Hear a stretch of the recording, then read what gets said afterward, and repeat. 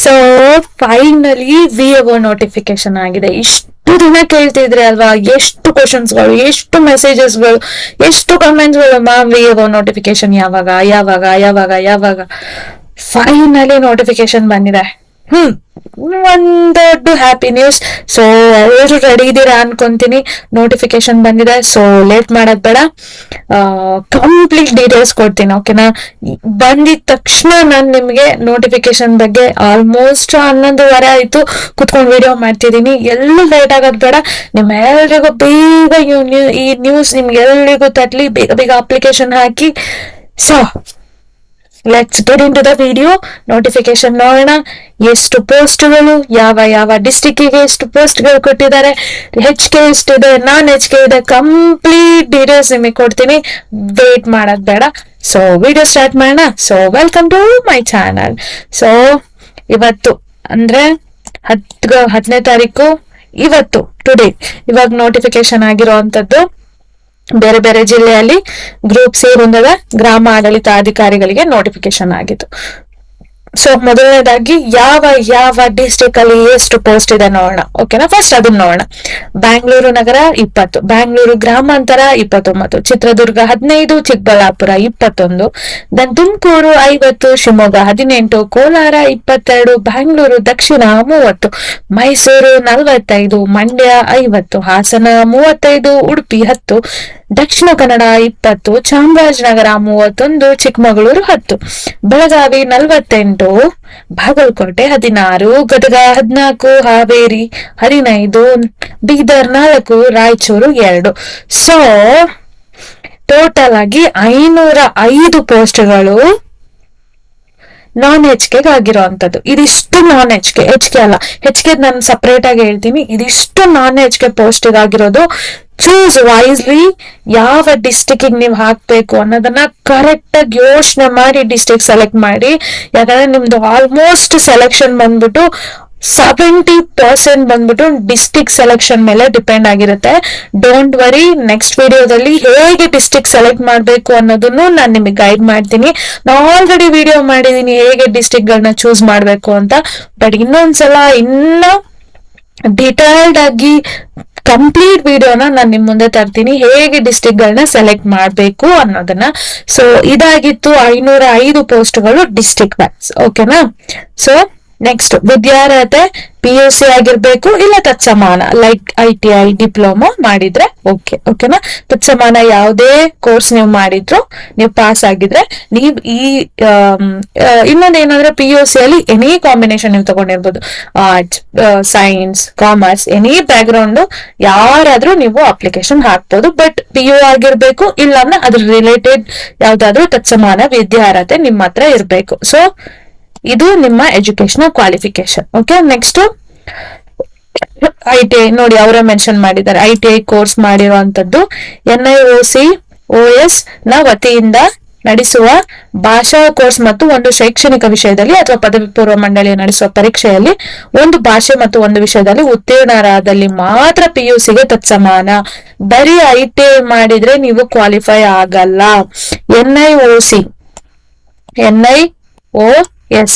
NIOS ಆ ವತಿಯಿಂದ ಒಂದು ಸಬ್ಜೆಕ್ಟ್ಗೆ ಅಥವಾ ಒಂದು ಭಾಷಾಕ್ಕೆ ಒಂದು ಲ್ಯಾಂಗ್ವೇಜ್ ಕೋರ್ಸ್ ನಡೆಸ್ತಾರೆ. ಅದ್ರಲ್ಲಿ ನೀವು ಒಂದು ಸಬ್ಜೆಕ್ಟ್, ಒಂದು ಲ್ಯಾಂಗ್ವೇಜ್ ನ ಪಾಸ್ ಆಗಿರ್ಬೇಕು. ITI ಪ್ಲಸ್ ಒಂದು ಲ್ಯಾಂಗ್ವೇಜ್, NIOS ನಡೆಸುವಂತಹ ಒಂದು ಲ್ಯಾಂಗ್ವೇಜ್ ಕೋರ್ಸ್ ತಗೊಂಡು ಅದರಲ್ಲಿ ಪಾಸ್ ಆಗಿದ್ರೆ ಮಾತ್ರ. ಓಕೆನಾ? ದೂರ ಕಲಿಕೆ ಮಾದರಿ ಅಂದ್ರೆ ಡಿಸ್ಟೆನ್ಸ್ ಎಜುಕೇಶನ್ ಮೂಲಕ ನೀವು ಒಂದು ಕೋರ್ಸ್ ತಗೊಂಡು, ಒಂದು ಕೋರ್ಸ್ ಅಂದ್ರೆ ಒಂದು ಲ್ಯಾಂಗ್ವೇಜ್ ತಗೊಂಡು ಅದರಲ್ಲಿ ಪಾಸ್ ಆಗಿದ್ರೆ ಮಾತ್ರ PUCಗೆ ತತ್ಸಮಾನ ಆಗುತ್ತೆ. ದೆನ್ ಅದ್ರ ಜೊತೆಗೆ national institute of open schooling ವತಿಯಿಂದ ನಡೆಸುವ ಉನ್ನತ ಪ್ರೌಢ ಶಿಕ್ಷಣ ಕೋರ್ಸ್ ಅಂದ್ರೆ ನೀವು ಡಿಸ್ಟೆನ್ಸ್ ಎಜುಕೇಶನ್ ಅಲ್ಲಿ PUC ಮಾಡಿದ್ರು ಕೂಡ ಇಟ್ಸ್ ಓಕೆ, ನೀವು ಕ್ವಾಲಿಫೈ ಆಗ್ತೀರಾ. ಇತರ ರಾಜ್ಯ ಸರ್ಕಾರದ ಪರೀಕ್ಷಾ ಮಂಡಳಿಗಳಿಂದ ನಡೆಸುವ ಕ್ಲಾಸ್ 12 ಪರೀಕ್ಷೆ ಕೂಡ ಓಕೆನೆ. ದೆನ್ CBSE ಅಥವಾ ICSE ನಡೆಸುವ ಕ್ಲಾಸ್ 12 ಕೂಡ ಪರೀಕ್ಷೆಯಲ್ಲಿ ಪಾಸ್ ಆಗಿದ್ರೆ ನೀವು ತತ್ಸಮಾನ ಡಿಗ್ರಿಗೆ ಕ್ವಾಲಿಫೈ ಆಗ್ತೀರಾ. ಓಕೆನಾ? ಡಿಪ್ಲೊಮಾ ಅಂತ ಹೇಳಿದ್ದಾರೆ, ನೋಡ್ಕೊಳ್ಳಿ. ಪಿಯುಸಿ ಅಥವಾ ಜೆಒಸಿ ಅಂಕಗಳನ್ನು ಪರಿಗಣಿಸದೆ ಕೇವಲ ಸ್ಪರ್ಧಾತ್ಮಕ ಪರೀಕ್ಷೆಗಳನ್ನು ಪರಿಗಣಿಸಿ ಉದ್ಯೋಗಕ್ಕೆ ಆಯ್ಕೆ ಮಾಡುವುದಾದರೆ ಜೆಒಸಿ ಅನ್ನು ಪಿಯುಸಿಗೆ ತತ್ಸಮಾನವೆಂದು ಕನಿಷ್ಠ ಶೈಕ್ಷಣಿಕ ಅರ್ಹತೆಯಾಗಿ ಪರಿಗಣಿಸಬಹುದು. ದೆನ್ ನೇರ ನೇಮಕಾತಿ ಅನುಕಂಪದ ಆಧಾರದ ನೇಮಕಾತಿ ಹೊಂದಲು ಮತ್ತು ಉನ್ನತ ಶಿಕ್ಷಣ ಪಡೆಯಲು ತಾಂತ್ರಿಕ ಶಿಕ್ಷಣ ಇಲಾಖೆಯ 3 ವರ್ಷಗಳ ಡಿಪ್ಲೊಮಾ ಶಿಕ್ಷಣ ಪಿಯುಸಿಗೆ ಈಕ್ವಲ್ ಆಗಿರುತ್ತೆ. ಡಿಪ್ಲೊಮಾ ನೀವು 3 ವರ್ಷ ಮಾಡಿದ್ರೆ ಅದು ಪಿಯುಸಿಗೆ ಈಕ್ವಲ್ ಆಗಿರುತ್ತೆ. ಓಕೆನಾ. ದೆನ್ 2015ಕ್ಕಿಂತ ಹಿಂದಿನ ವರ್ಷಗಳಲ್ಲಿ ತಾಂತ್ರಿಕ ಶಿಕ್ಷಣ ಇಲಾಖೆಯ 3 ವರ್ಷಗಳ ಡಿಪ್ಲೊಮಾ ಉತ್ತೀರ್ಣರಾದ ವಿದ್ಯಾರ್ಥಿಗಳು ಕೆಪಿಎಸ್ಸಿ ಇಂದ ನಡೆಸಲಾಗುವ ಇಲಾಖೆ ಪರೀಕ್ಷೆಗಳ ಜೊತೆಗೆ ಕನ್ನಡ ಭಾಷಾ ಪರೀಕ್ಷೆಗಳನ್ನು ತೇರ್ಗಡೆ ಹೊಂದಿರಬೇಕು. ಕಂಪಲ್ಸರಿ ಕನ್ನಡ ನಡೆಸುತ್ತೆ ಅಲ್ವಾ, ಆ ಕೋರ್ಸ್ಗಳನ್ನು ನೀವು ಕ್ವಾಲಿಫೈ ಆಗಿರ್ಬೇಕು. ಓಕೆನಾ. ನೆಕ್ಸ್ಟ್ ಹೋಗೋಣ. ಇದೆಲ್ಲ ವಿದ್ಯಾರ್ಹತೆ, ಅಂಕಪಟ್ಟಿ, ಎಲ್ಲ ಡಾಕ್ಯುಮೆಂಟ್ಸ್ ಗಳು ಹೇಳ್ತೀನಿ. ವಯೋಮಿತಿ ಕನಿಷ್ಠ 18 ವರ್ಷ ಆಗಿರ್ಬೇಕು ನಿಮಗೆ. ಸಾಮಾನ್ಯ ಅರ್ಹತೆ ಜನರಲ್ ಆಗಿದ್ರೆ ನಿಮ್ಗೆ 40 ವರ್ಷ ಗರಿಷ್ಠ ಇದೆ. ಅದೇ ಪ್ರವರ್ಗ 2A 2B 3A 3B ಆಗಿದ್ರೆ 43 ವರ್ಷ. ಪರಿಶಿಷ್ಟ ಜಾತಿ, ಪರಿಶಿಷ್ಟ ಪಂಗಡ, ಪರಿಶಿಷ್ಟ ವರ್ಗದವರಾಗಿದ್ರೆ 45 ವರ್ಷ. ಓಕೆ, ಇಷ್ಟು ನಿಮಗೆ ಏಜ್ ಇರ್ಬೇಕಾಗತ್ತೆ. ನೆಕ್ಸ್ಟ್, ಒಂದ್ ವೇಳೆ ನೀವು ಕರ್ನಾಟಕ ರಾಜ್ಯ ಸರ್ಕಾರದಲ್ಲಿ ಅಥವಾ ಸ್ಥಳೀಯ ಪ್ರಾಧಿಕಾರದಲ್ಲಿ ಅಥವಾ ರಾಜ್ಯ ಅಧಿನಿಯಮ ಅಥವಾ ಕೇಂದ್ರ ನಿಯಮಗಳ ಮೂಲಕ ಸ್ಥಾಪನೆಯಾದ ಕರ್ನಾಟಕ ರಾಜ್ಯ ಸರ್ಕಾರದ ಸ್ವಾಮ್ಯ ನಿಯಂತ್ರಣದಲ್ಲಿ ನಿಗಮದಲ್ಲಿ ಹುದ್ದೆ ಹೊಂದಿದ್ರೆ ಹಿಂದಿನ ಹೊಂದಿದ್ದ ಅಭ್ಯರ್ಥಿಗಳಿಗೆ ಅಡಿಷನಲ್ 10 ವರ್ಷಗಳು ನಿಮಗೆ ರಿಲ್ಯಾಕ್ಸೇಷನ್ ಇದೆ. ಯಾವುದು ಕಡಿಮೆಯೋ ಅಂದ್ರೆ ನೀವು ಎಷ್ಟು ವರ್ಷ ಸರ್ವಿಸ್ ಮಾಡಿದಿರೋ ಅಥವಾ ನಿಮ್ಗೆ 10 ವರ್ಷ ನಿಮ್ಗೆ ತಗೊಂತಾರೆ. ಇಲ್ಲ ಸೇವೆ ಸಲ್ಲಿಸಿರೋದ್ರಲ್ಲಿ ಯಾವ್ದು ಕಡಿಮೆನೋ ಅದನ್ನ ತಗೊಂತಾರೆ. ಮಾಜಿ ಸೈನಿಕರಾಗಿದ್ರೆ 3 ವರ್ಷಗಳ ರಿಯಾಯಿತಿ ಇದೆ. ದೆನ್ ನ್ಯಾಷನಲ್ ಕೆಡೆಟ್ ಕ್ರಾಪ್ಸ್ ಅಲ್ಲಿ ಇದ್ರೆ ನೀವು ಕೆಡೆಟ್ ಪರಿವೀಕ್ಷಕರಾಗಿ ಸೇವೆ ಸಲ್ಲಿಸಿದಷ್ಟು ವರ್ಷ, ಎಷ್ಟು ಕೆಡೆಟ್ ಪರಿವೀಕ್ಷಕರಾಗಿ ಸೇವೆ ಸಲ್ಲಿಸಿದಿರೋ ಅಷ್ಟು ವರ್ಷ ನಿಮ್ಗೆ ರಿಲ್ಯಾಕ್ಸೇಷನ್ ಇದೆ. ದೆನ್ ಗ್ರಾಮೀಣ ಉದ್ಯಮೀಕರಣ ಯೋಜನೆಯ ಮೇರೆಗೆ ನೇಮಕೊಂಡ ಗ್ರಾಮ ಸಮೂಹ ಪರಿಶೀಲಕರಾಗಿ ಈ ಕೆಲಸ ಮಾಡುತ್ತಿದ್ದಾರೆ. ಹಿಂದೆ ಇದ್ದ ಅಭ್ಯರ್ಥಿಗಳಿಗೆ ಗ್ರಾಮ ಸಮೂಹ ಪರಿಶೀಲಕರಾಗಿ ಸೇವೆ ಸಲ್ಲಿಸಿದಷ್ಟು ವರ್ಷ ರಿಲ್ಯಾಕ್ಸೇಷನ್ ಇದೆ. ವಿಶೇಷ ಚೇತನ ಅಭ್ಯರ್ಥಿಗಳಿಗಾದ್ರೆ 10 ವರ್ಷ ರಿಲ್ಯಾಕ್ಸೇಷನ್ ಇದೆ. ಓಕೆನಾ. ವಿಧವೆ ಆದ್ರೆ 10 ವರ್ಷ. ದೆನ್ ಕರ್ನಾಟಕ ರಾಜ್ಯದ ಭಾರತ ಸರ್ಕಾರ ಜನಗಣತಿ ಸಂಸ್ಥೆಯಲ್ಲಿ ಈಗ ಹುದ್ದೆಯನ್ನು ಹೊಂದಿದ್ರೆ, ಜನಗಣತಿ ಸೆನ್ಸಸ್ ಸಂಸ್ಥೆಯಲ್ಲಿ ಏನಾದ್ರು ಹೊಂದಿದ್ರೆ ನೀವು ಎಷ್ಟು ವರ್ಷ ಸೇವೆ ಸಲ್ಲಿಸಿದಿರೋ ಅಥವಾ 5 ವರ್ಷ ಅವಧಿಯಲ್ಲಿ ಯಾವ್ದು ಕಡಿಮೆ ಅಷ್ಟು ವರ್ಷ ಕೊಡ್ತಾರೆ. ದೆನ್ ಜೀತ ಕಾರ್ಮಿಕರಾಗಿದ್ದ ಪಕ್ಷದಲ್ಲಿ ನಿಮಗೆ 10 ವರ್ಷ ರಿಲ್ಯಾಕ್ಸೇಷನ್ ಇದೆ. ಓಕೆನಾ. ನೆಕ್ಸ್ಟ್, ಅರ್ಜಿಯ ಸಲ್ಲಿಸುವ ವಿಧಾನ. ಈ ವೆಬ್ಸೈಟ್ ಅಲ್ಲಿ ನೀವು ಅರ್ಜಿ ಕೆಇಎ ವೆಬ್ಸೈಟ್ ಅಲ್ಲಿ ಅರ್ಜಿ ಸಲ್ಲಿಸಬಹುದು. ಆನ್ಲೈನ್ ಅಲ್ಲಿ ಅರ್ಜಿ ಸ್ಟಾರ್ಟ್ ಆಗೋದು ನಾಳೆಯಿಂದ 11ನೇ ತಾರೀಕಿಂದ ಸ್ಟಾರ್ಟ್ ಆಗುತ್ತೆ. ಆನ್ಲೈನ್ ಮೂಲಕ ಅರ್ಜಿ ಸಲ್ಲಿಸಲು ಕೊನೆಯ ದಿನಾಂಕ ಈ ಮಂತ್ 30ನೇ ತಾರೀಕು ಎಂಡ್ ಆಗಿರುತ್ತೆ. ಅದೇ ಶುಲ್ಕ ಪಾವತಿ ಮಾಡೋದಕ್ಕೆ 31ನೇ ತಾರೀಕು ಎಂಡ್ ಆಗಿರುತ್ತೆ. ಲಾಸ್ಟ್ ಡೇಟ್ ಆಗಿರುತ್ತೆ, ನೆನ್ಪಿರ್ಲಿ. ದೆನ್ ಕಾಯಂ ಪೂರ್ತಿ ಅವಧಿ ಮತ್ತು ವೇತನ ಶ್ರೇಣಿ. ನೇರ ನೇಮಕಾತಿ ಮೂಲಕ 2 ವರ್ಷ ನಿಮ್ಗೆ ಪ್ರೊಬೇಷನರಿ ಪೀರಿಯಡ್ ಇರುತ್ತೆ. ಓಕೆನಾ. ನೆಕ್ಸ್ಟ್, ವೇತನಿ ಶ್ರೇಣ ಬಂದ್ಬಿಟ್ಟು ನಿಮ್ದು 34,100 ರೂಪಾಯಿಂದ 67,600 ಕೊಟ್ಟಿದ್ದಾರೆ ಅವರು, ನಿಮ್ದು ಸ್ಯಾಲ್ರಿ ಪೇ ಸ್ಕೇಲ್. ದೆನ್ ನಿಮಗೆ ಪಿಂಚಣಿ ವ್ಯವಸ್ಥೆ ಸೌಲಭ್ಯ ಇರುತ್ತೆ, ಪೆನ್ಷನ್ ಇರುತ್ತೆ NPS ಮೂಲಕ. ಇವಾಗ ನಾವು ಶುಲ್ಕ ನೋಡೋಣ, ಎಷ್ಟು ಫೀಸ್ ಇದೆ. ಒಂದ್ ವೇಳೆ ನೀವು ಸಾಮಾನ್ಯ ಅರ್ಹತೆ ಜೊತೆಗೆ ಪ್ರವರ್ಗ 2A 2B 3A 3B ಆಗಿದ್ರೆ 750 ರೂಪಾಯಿ ಇದೆ, ಇದು ಸ್ಪ್ಲಿಟ್ ಮಾಡಿರೋದು. ದೆನ್ ಪರಿಶಿಷ್ಟ ಜಾತಿ, ಪರಿಶಿಷ್ಟ ಪಂಗಡ, ಪ್ರವರ್ಗ 1 ಮಾಜಿ ಸೈನಿಕ, ತೃತೀಯ ಲಿಂಗದ ಅಭ್ಯರ್ಥಿಗಳಾದ್ರೆ 500 ರೂಪಾಯಿ ಶುಲ್ಕ ಇದೆ. ದೆನ್ ವಿಶೇಷ ಚೇತನ ಅಭ್ಯರ್ಥಿಗಳಾದ್ರೆ 250 ರೂಪಾಯಿ ಶುಲ್ಕ ಇದೆ. ಆದ್ರೆ ನೀವು ಒಂದ್ಸಲ ಪೇ ಮಾಡಿದ್ರೆ ನಿಮಗೆ ರೀಫಂಡ್ ಇಲ್ಲ, ನೆನ್ಪಿರ್ಲಿ. ಪರೀಕ್ಷೆ ದಿನಾಂಕನ ಅವರೇ ಮೆನ್ಷನ್ ಮಾಡಿದ್ದಾರೆ. ಪತ್ರಿಕೆ 1 ಬಂದ್ಬಿಟ್ಟು 4/10/2026. ಆಲ್ಮೋಸ್ಟ್ ನಿಮ್ಗೆ 3 ಮಂತ್ಸ್ ಟೈಮ್ ಇರುತ್ತೆ. 10 ಗಂಟೆಯಿಂದ 10:30 12:00 ತನಕ ಇರುತ್ತೆ. ಪೇಪರ್ 2 ಬಂದ್ಬಿಟ್ಟು 4/10 ಅದೇ ದಿನ 4/10 ಇವಾಗ 7 8 9 10 ಆಲ್ಮೋಸ್ಟ್ 3 ಮಂತ್ಸ್ ಬರುತ್ತೆ. 3 ಮಂತ್ಸಿಗೆ ಒಂದು 4-5 ಡೇಸ್ ಕಮ್ಮಿ ಆಗತ್ತೆ ಅಷ್ಟೇ. ಸೊ ಏನು ಪೇಪರ್ 1 ನಿಮ್ಗೆ 4/10/2026, ಪೇಪರ್ 2 ಕೂಡ ಅದೇ ದಿನ ಮಧ್ಯಾಹ್ನ ಇರುತ್ತೆ. ಓಕೆನಾ. OMR ಸ್ಟೈಲ್ ಅಲ್ಲಿ ಇರುತ್ತೆ. OMR ಫಿಲ್ ಮಾಡ್ಬೇಕು ನೀವು. ಎಕ್ಸಾಮ್ ಪ್ಯಾಟ್ರನ್ ಬಂದ್ಬಿಟ್ಟು OMR ಮಾರ್ಕ್ ಮಾಡೋದು ಗೊತ್ತಿದೆ ಅಲ್ವಾ. ದೆನ್ ಕನ್ನಡ ಭಾಷಾ ಪರೀಕ್ಷೆ. ಕನ್ನಡ ಭಾಷೆ ಯಾರು ತೆಗಿಬೇಕು ಅಂತ ಹೇಳಿದೀನಿ. ಒಂದ್ ವೇಳೆ ನೀವು SSLC ಅಲ್ಲಿ SSLC ನಡೆಸುವ ರಾಜ್ಯ ಪ್ರಥಮ ಯಾವುದೇ ಪರೀಕ್ಷೆಯಲ್ಲಿ SSLC ಇಂದ ಉನ್ನತ ಮಟ್ಟದ ಕನ್ನಡವನ್ನ ಪ್ರಥಮ ಸಬ್ಜೆಕ್ಟ್ ಅಂದ್ರೆ ಫಸ್ಟ್ ಲ್ಯಾಂಗ್ವೇಜ್ ಸೆಕೆಂಡ್ ಲ್ಯಾಂಗ್ವೇಜ್ ಆಗಿ ಯಾರೆಲ್ಲ ಓದಿಲ್ವೋ ಅವರೆಲ್ಲ ಕಂಪಲ್ಸರಿ ಕನ್ನಡ ಎಕ್ಸಾಮ್ ಬರೀಲೇಬೇಕು. ಯಾರೆಲ್ಲ SSLC ಅಲ್ಲಿ ಕನ್ನಡನ ಫಸ್ಟ್ ಲ್ಯಾಂಗ್ವೇಜ್ ಅಥವಾ ಸೆಕೆಂಡ್ ಲ್ಯಾಂಗ್ವೇಜ್ ಆಗಿ ತಗೊಂಡಿಲ್ವೋ ಅವರೆಲ್ಲರೂ ಕೂಡ ಕಂಪಲ್ಸರಿ ಕನ್ನಡ ಬರೀಲೇಬೇಕು. ಗರಿಷ್ಠ 150ಕ್ಕೆ ನಡೆಯುತ್ತೆ, ಕನಿಷ್ಠ ನೀವು 50 ತೆಗಿಲೇಬೇಕಾಗುತ್ತೆ. ಓಕೆನಾ. ನೆಕ್ಸ್ಟ್, ಕಂಪಲ್ಸರಿ ಬರೀಲೇಬೇಕು. ನಿಮಗೆ ಅವರು ಸಿಲೆಬಸ್ ಕೊಟ್ಟಿದ್ದಾರೆ. ನಾನು ಆಲ್ರೆಡಿ ನನ್ನ ಚಾನಲ್ ಅಲ್ಲಿ ಸಿಲೆಬಸ್ ನ ಡಿವೈಡ್ ಮಾಡಿದೀನಿ, ಅದನ್ನ ನೀವು ನೋಡ್ಕೊಂಡ್ರೆ ಸಾಕಾಗುತ್ತೆ. ಇದು ಸಿಲೆಬಸ್ ಯಾವುದೇ ತರ ಚೇಂಜಸ್ ಆಗಿಲ್ಲ. GK ಪೇಪರ್ 1 ಸಿಲೆಬಸ್ ಇದು. ಟೋಟಲ್ 100 ಮಾರ್ಕ್ಸ್ ಗೆ ನಡೆಯುತ್ತೆ. 100 ಮಾರ್ಕ್ಸ್ ಗೆ 100 ಕ್ವಶನ್ಸ್, 100 ಮಾರ್ಕ್ಸ್ ಗೆ 2 ಅವರ್ ಟೈಮ್ ಇರುತ್ತೆ. ಪೇಪರ್ 2 ಬಂದ್ಬಿಟ್ಟು again general Kannada, general English and basic computer ಇದೆ. 100 ಮಾರ್ಕ್ಸ್ ಗೆ 100 ಕ್ವಶನ್, 2 ಗಂಟೆ ಟೈಮ್ ಇರುತ್ತೆ. ಓಕೆನಾ. ಕನಿಷ್ಠ 35% ಅಂಕಗಳನ್ನು ಗಳಿಸುವುದು ಕಡ್ಡಾಯವಾಗಿರುತ್ತದೆ. 35% ಗಳಿಸ್ಬೇಕು, ಬಟ್ ಆದ್ರೆ ಅದ್ರ ಬೇಸಿಸ್ ಮೇಲೆ ನಿಮಗೆ ಜಾಬ್ ಡಿಸೈಡ್ ಆಗಲ್ಲ. ಓಕೆನಾ. ಕಟ್ ಆಫ್ ಮೇಲೆ ನಿಮಗೆ ಜಾಬ್ ಡಿಸೈಡ್ ಆಗೋದು. ನೆಗೆಟಿವ್ ಮಾರ್ಕಿಂಗ್ ಇರುತ್ತೆ 0.5.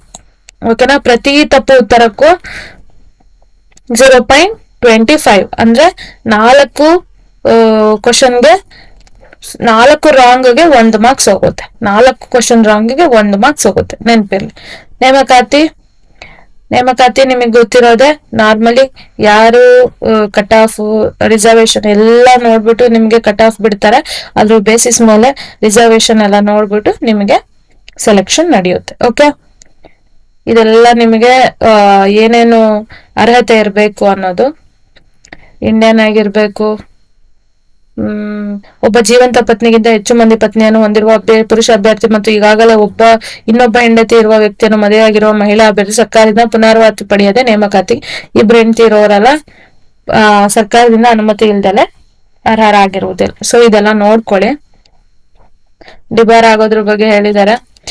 ಜಾತಿ ಮೀಸಲಾತಿ ನೆನಪಿರ್ಲಿ. ಪರಿಶಿಷ್ಟ ಜಾತಿಯವರು ಪ್ರವರ್ಗ A, ಪ್ರವರ್ಗ B, ಪ್ರವರ್ಗ C ಪ್ರಮಾಣ ಪತ್ರವನ್ನು ಪಡೆದು ಆನ್ಲೈನ್ ಅರ್ಜಿಯಲ್ಲಿ ಆಡಿ ಸಂಖ್ಯೆಯನ್ನು ನಮೂದಿಸತಕ್ಕದ್ದು. ಓಕೆ. ಹೊಸದಾಗಿ ಬಂದಿದೆ ಎಲ್ಲ ರೂಲ್ಸ್, ಅದ್ರ ಬೇಸಿಸ್ ಮೇಲೆ ಅವರು ಅಪ್ಲಿಕೇಶನ್ ಹಾಕ್ಬೇಕು. ದೆನ್ ಇನ್ನು ಉಳಿದಿರೋರು ರಿಸರ್ವೇಶನ್ ನಿಮ್ಮ ಕ್ಯಾಸ್ಟ್ ಸರ್ಟಿಫಿಕೇಟ್ ಗಳನ್ನ ತೆಗೆದಿಟ್ಕೊಳ್ಳಿ.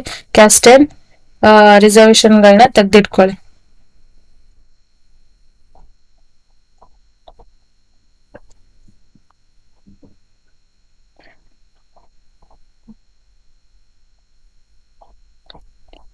ಮಾಜಿ ಸೈನಿಕರದು, ನೀವು ಮಾಜಿ ಸೈನಿಕರಾಗಿದ್ರೆ ನೋಡ್ಕೊಳ್ಳಿ ಏನೇನ್ ಬೇಕು ಅನ್ನೋದು, ಡಾಕ್ಯುಮೆಂಟ್ಸ್ ಗಳನ್ನ ನೋಡ್ಕೊಳ್ಳಿ. ಗ್ರಾಮೀಣ ಅಭ್ಯರ್ಥಿ ರಿಸರ್ವೇಶನ್ ಕ್ಲೈಮ್ ಮಾಡೋರು 1ರಿಂದ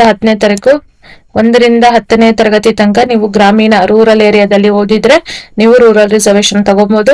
ಕನ್ನಡ ಮಾಧ್ಯಮ ಅಭ್ಯರ್ಥಿ 1ರಿಂದ 10ನೇ ತರಗತಿ ತನಕ ನೀವು ಕನ್ನಡ ಮಾಧ್ಯಮ ಓದಿದ್ರೆ ಕನ್ನಡ ಮಾಧ್ಯಮ ರಿಸರ್ವೇಶನ್ ತಗೊಬಹುದು. ಒಂದ್ ವೇಳೆ ನೀವು ಯೋಜನೆಯಿಂದ ನಿರಾಶ್ರಿತರಾಗಿದ್ದರೆ ಅದ್ರ ರಿಸರ್ವೇಶನ್ ತಗೊಬಹುದು. ಓಕೆ. ದೆನ್ ವಿಶೇಷ ಚೇತನ ಅಭ್ಯರ್ಥಿಗಳಾದ್ರೆ ಅದ್ರ ರಿಸರ್ವೇಶನ್ ತಗೊಬಹುದು. ಇದರಲ್ಲಿ ಪರ್ಸೆಂಟೇಜ್ ಹಾಕಿದ್ದಾರೆ. 40% ಗಿಂತ ಹೆಚ್ಚು, ಕಡಿಮೆ ಇಲ್ಲದಂತಹ ನ್ಯೂನತೆಗಳುಳ್ಳ ಅಭ್ಯರ್ಥಿಗಳು ಮಾತ್ರ ಈ ಮೀಸಲಾತಿಯನ್ನು ಕೋರಲು ಅರ್ಹರು. 40% ಅಬೋವ್ ಮಾತ್ರ ಅಪ್ಲೈ ಮಾಡಬಹುದು. ಓಕೆ. ದೆನ್ ತೃತೀಯ ಲಿಂಗಿಗಳು ಕೂಡ ಅಪ್ಲೈ ಮಾಡಬಹುದು. ದೆನ್ ಇದೆಲ್ಲ ನಿಮಗೆ ಯಾವ್ದೇ ಡಾಕ್ಯುಮೆಂಟ್ಸ್ ಗಳು ಬೇಕು ಅದನ್ನ ನೋಡ್ಕೊಳ್ಳಿ. ನಾ ಆಲ್ಮೋಸ್ಟ್ ಹೇಳಿದ್ದೀನಿ. ಓಕೆ. ಸೊ ಇದು ನಿಮ್ದು ನಾನ್ HK. ಈಗ HK ನೋಡೋಣ. ಓಕೆನಾ. HK ಎಷ್ಟಿದೆ ಅನ್ನೋದು ಮಾತ್ರ ಹೇಳ್ತೀನಿ. HK ಟೋಟಲ್ 67 ಪೋಸ್ಟ್ ಗಳಿಗೆ ಕಾಲ್ ಮಾಡಿದ್ದಾರೆ. ಕಲಬುರ್ಗಿಯಲ್ಲಿ 40, ಬೀದರ್ 17, ರಾಯಚೂರು 10. ಟೋಟಲ್ 67 ಪೋಸ್ಟ್ ಗಳಿಗೆ ಕಾಲ್ ಆಗಿದೆ. ಕಲಬುರ್ಗಿ 40, ಬೀದರ್ 17, ದೆನ್ ರಾಯಚೂರು 10. ಓಕೆನಾ. ಬಟ್ ಇನ್ನು ಉಳಿದಿದ್ದೆಲ್ಲ ಸೇಮ್ ಕ್ವಾಲಿಫಿಕೇಶನ್ ಎಲ್ಲಾನು ಇದೆ. ಬಟ್ ನೀವು HK ಅಪ್ಲೈ ಮಾಡ್ತಿದ್ದೀರಾ ಅಂದ್ರೆ ನಿಮ್ಗೆ HK ರಿಸರ್ವೇಶನ್ ಕ್ಲೈಮ್ ಮಾಡ್ತೀರಾ ಅಂದ್ರೆ ಅದಕ್ಕೆ ರಿಲೇಟೆಡ್ ಸರ್ಟಿಫಿಕೇಟ್ ಗಳು ರೆಡಿ ಇರ್ಬೇಕು ನಿಮ್ಮ ಹತ್ರ. ಓಕೆನಾ. ಸೊ ಇದಾಗಿತ್ತು ನೋಟಿಫಿಕೇಶನ್. ಇಷ್ಟು ದಿನ ಕಾಯ್ತಿದ್ರಲ್ಲ, ಸೊ ಫೈನಲಿ ನೋಟಿಫಿಕೇಶನ್ ಬಂದಿದೆ. So I think everybody is happy. ಬೇಗ ಆಲ್ಮೋಸ್ಟ್ ನಿಮ್ಗೆ ಒಂದ್ ನಿಮಿಷ 67 67 ಪ್ಲಸ್ 505 ಅಂದ್ರೆ 583 ಪೋಸ್ಟ್ಗಳಿಗೆ 82 ಪೋಸ್ಟ್ಗಳಿಗೆ ಕಾಲ್ ಆಗಿದೆ. 582 ಪೋಸ್ಟ್ಗಳಿಗೆ ಇವಾಗ ಕಾಲ್ ಆಗಿರೋದು. So don't miss the chance. ಎಲ್ರಿಗೂ ಒಳ್ಳೇದಾಗ್ಲಿ, ಎಲ್ರಿಗೂ ಆಲ್ ದ ಬೆಸ್ಟ್. ಎಲ್ರು ಸೆಲೆಕ್ಟ್ ಆಗ್ಲಿ. ಚೆನ್ನಾಗಿ ಓದ್ಕೊಳ್ಳಿ, ಚೆನ್ನಾಗಿ ಪ್ರಿಪೇರ್ ಆಗಿ. All the very best. Best of luck for all of them. Okay, love you all. ಎಲ್ರಿಗೂ ಒಳ್ಳೇದಾಗ್ಲಿ. ಓಕೆನಾ? ಚೆನ್ನಾಗಿ ಅಪ್ಲಿಕೇಶನ್ ಹಾಕಿ. ನೆಕ್ಸ್ಟ್ ವಿಡಿಯೋದಲ್ಲಿ ಇವತ್ತು ಜಸ್ಟ್ ನಾನು ನೋಟಿಫಿಕೇಶನ್ ಎಕ್ಸ್ಪ್ಲನೇಷನ್ ಕೊಟ್ಟಿದ್ದೀನಿ. ನೆಕ್ಸ್ಟ್ ವಿಡಿಯೋದಲ್ಲಿ ನಿಮ್ಗೆ ಏನೇನ್ ಇರ್ಬೇಕು, ಏನೇನ್ ಇರಬಾರ್ದು ಎಲ್ಲಾನು ಕಂಪ್ಲೀಟ್ ಡೀಟೇಲ್ಸ್ ಕೊಡ್ತೀನಿ. A to Z ನಾನು ಅದರಲ್ಲಿ ಮೆನ್ಷನ್ ಮಾಡ್ತೀನಿ. ನೆಕ್ಸ್ಟ್ ಡೀಟೇಲ್ಡ್ ಆಗಿ ನೋಟಿಫಿಕೇಶನ್ ಎಕ್ಸ್ಪ್ಲನೇಷನ್ ಮಾಡ್ತೀನಿ.